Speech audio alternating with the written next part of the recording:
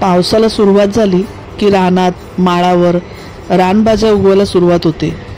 आदिवासी महिला भर पावसात या भाज्या घेऊन बाजारात येतात, पण आपल्याला या भाज्यांची ओळख नसल्याने त्या कशा करायच्या आणि खायच्या हे माहीत नसतं।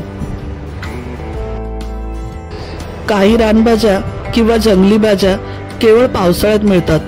त्या भाज्या अतिशय पौष्टिक असतात, आरोग्यवर्धक आणि बहुगुणी असतात।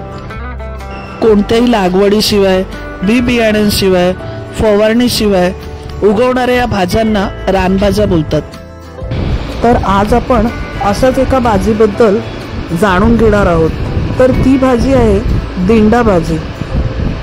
ही भाजी स्वादिष्टच नाही तर आरोग्यवर्धक देखील आहे। ही भाजी उष्ण, वात, कफनाशक आहे। या भाजीत anti inflammatory, anti microbial, wound healing हे गुण आढळून येतात। ही भाजी शाकाहारी आणि मांसाहारी या दोन्ही प्रकारात करता येते। तर आता आपण रेसिपीला सुरुवात करूया। ही दिंड्याची भाजी आहे। आपण ही अशा प्रकारे साफ करून घेतो। आपल्याला असे वरून जसे आपण शेंग साफ करतो तशा प्रकारे आपल्याला त्याला क्लीन करायचंय।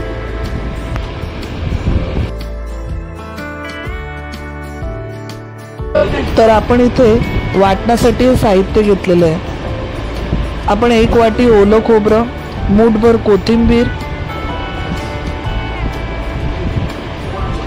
3-4 मिरच्या, 10-15 पाकळ्या लसणाच्या घेतल्यात आणि 2 ते 3 इंच आलं घेतलं आपण। तर आपण या सर्वाची पेस्ट बनवून घेणार आहोत। मी रोहिणी बैल झणझणीत रेसिपी चॅनल तुमचं स्वागत करते। आज आपण बनवतोय दांड्याची भाजी, म्हणजे दांड्यात मच्छी टाकणार आहोत, वामची। वाम आणि दांडे, दांडे म्हणजे दिंडे येतात ना, दिंडे ती आहे ती। आता या लवकर आले, त्यावेळी थोडा उशिरा येतात ते, जून महिन्याच्या उशिरा येतात, पण यावेळी लवकर आले। तर आता आपण ह्याच्यामध्ये काय टाकणार आहे?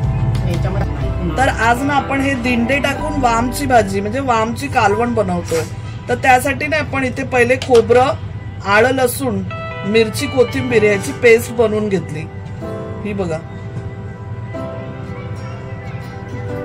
आलं, लसूण, मिरची, कोथिंबीर आणि खोबरं। आणि मी कढईमध्ये ना 2 टेबलस्पून ऑइल टाकून घेतलंय बघा। ऑइल आता गरम झालेलं आहे आपलं। तर आता आपलं ना तेल गरम झालंय। आता आपण जी पेस्ट बनवली ती टाकूया। 2 टेबलस्पून आपण टाकूया। आपल्याला ग्रेव्ही कशी हवी आहे, किती पातळ हवी आहे त्याच्या हिशोबाने पेस्ट टाकायची। आता छान परतून घेऊया वाटण, आपलं कच्चं नाही राहिलं पाहिजे। छानपैकी आपण हे वाटण परतून घेऊया मस्त। तर आता आपलं वाटण छान परतून झालंय बघा, तेल सोडलंय वाटणाने। आता आपण आपले मसाले टाकून घेऊया। अर्धा टीस्पून आपण हळद टाकूया, 2 टीस्पून आपण लाल मिरची पावडर टाकूया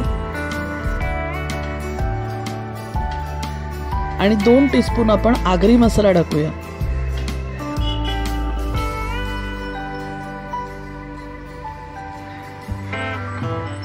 आता आपण छान मसाले तेल सोडेपर्यंत पूर्ण परतून घेऊया।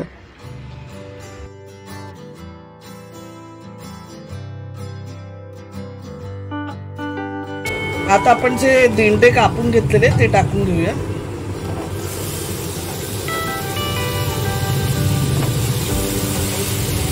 दिंडे तुम्ही पहिले कधी खाल्ले नसतील तर आपले जे आदिवासी भगिनी असतात त्यांच्याकडे हे मिळतात।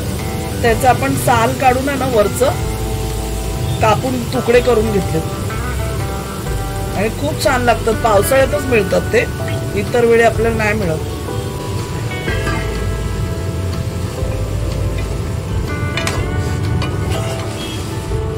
कोणत्या पण मच्छीत छानच लागतात, कोलंबीमध्ये। आता आपण आज वाम फिशतोय त्याच्यात टाकतोय, खूप मस्त लागतात टेस्टला।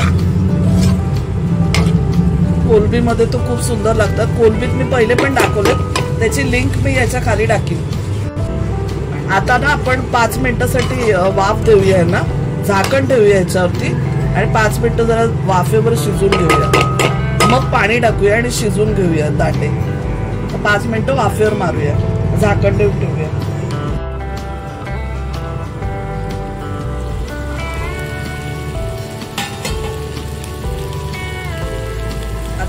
बघा 5 मिनिटं आपण वाफेवर मारलेले, तेल बघा सुटले मसाल्याला. आता पाणी टाकून आपण शिजवून घेऊया.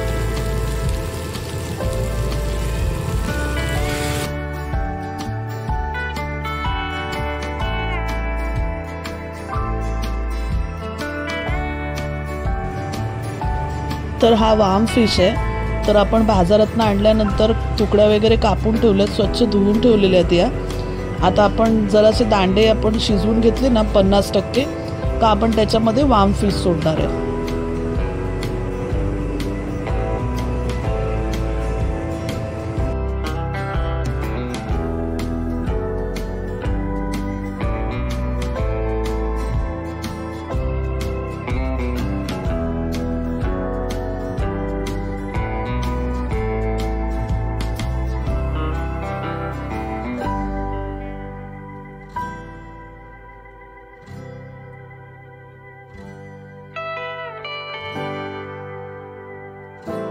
तर आपले जे दिंडे आहेत बघा ते ना अर्धे शिजलेत, अर्धेच कच्चे आहेत, म्हणजे 50% शिजवून घेतलेत आपण.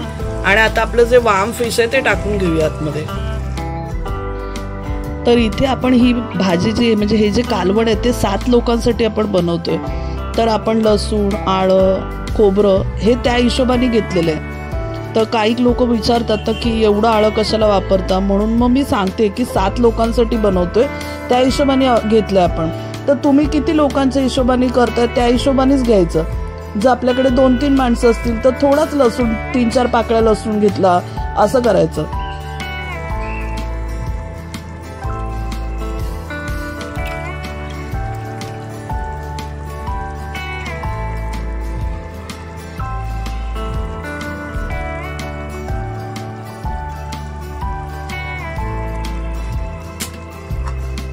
हे आपण चिंचेचं पाणी घेतलंय, म्हणजे आपण लिंबा एवढी चिंचेचा गोळा घेतलेला, त्याच्यात पाणी टाकून आपण त्याची प्युरी बनवून घेतली. ती आता आपण या कालवणात टाकून घेऊया. आता आपण चिंच टाकून घेतली. आता मीठ टाकून घेऊया. तर 1 टीस्पून आपण मीठ टाकतोय. आता आपण जास्त ढवळायचं नाहीये कालवण आपलं, नाहीतर दांडे तुटतील ते. 1.5 टीस्पून आपण टाकलंय मीठ. थोडंसं पाणी आपण टाकून घेऊया, रस्सा आपल्याला बनवायचा. आता बघा मस्त कालवणाला बघा तर्री आले. आपण 1.5 ग्लास पाणी टाकून घेतलं. तुकड्या भिजल्या पाहिजेत, तुकड्या थोड्या दाबून घेतल्या खाली. आणि आता आपल्याला 1 उकळी घ्यायची कालवणाला, मग आपलं कालवण झालं. बघा आता मस्त उकळी येते कालवणाला. आता आपण कालवण बंद करूया. दिंडे झालेत का आपण चेक केलेले, दिंडे शिजलेले आहेत. तुकडी शिजायला जास्त टाइम नाही लागत. आता 5-10 मिनिटं झाली. आता झालेलं आहे, बंद करून घेऊया. आरोग्यवर्धक अशी ही रानभाजी, औषधी रानभाजी तुम्ही नक्की बनवून बघा. पावसाळ्यातच मिळते, म्हणून पावसाळ्यामध्ये नक्की आणा तुम्ही. आणि तुमची कशी झालेली ते मला नक्की कळवा. धन्यवाद.